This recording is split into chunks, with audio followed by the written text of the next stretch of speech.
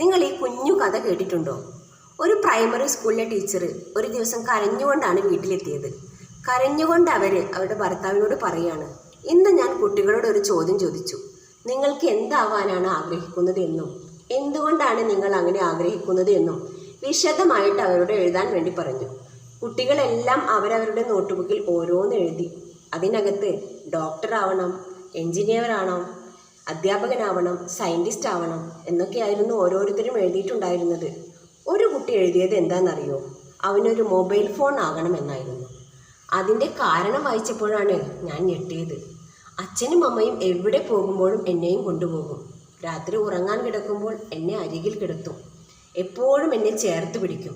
അങ്ങനെ ഒരുപാട് കാരണങ്ങളാണ് അവൻ എഴുതിയത്. ടീച്ചർ പിന്നെയും പൊട്ടിക്കരയാൻ തുടങ്ങി. അപ്പോൾ ടീച്ചറുടെ ഭർത്താവ് പറഞ്ഞു, അതിന് നിനക്കെന്താ പ്രശ്നം? ആ കുട്ടിയുടെ അച്ഛനും അമ്മയും അങ്ങനെ ആയതുകൊണ്ടാവും ആ കുട്ടി അങ്ങനെ എഴുതിയിട്ടുണ്ടാവുക. അപ്പോൾ ടീച്ചർ പറഞ്ഞത്, നിങ്ങൾക്കറിയോ അത് ഏത് കുട്ടിയാണ് എഴുതിയതെന്ന്? അത് നമ്മുടെ മോനാണ്. കൂട്ടുകാരെ, ഇതിൽ നിന്ന് നമ്മൾ എന്താണ് മനസ്സിലാക്കേണ്ടത്? നമ്മൾ നമ്മുടെ മക്കളെ ചേർത്ത് പിടിക്കണം, അവരെ സ്നേഹിക്കണം, എപ്പോഴും കൂടെ നിർത്തണം, താലോടിക്കണം. അല്ലെങ്കിൽ ആ കുഞ്ഞു മനസ്സുകൾ വേദനിക്കും. ഓക്കെ, ഗുഡ് നൈറ്റ്, ശുഭരാത്രി. Okay, thank you.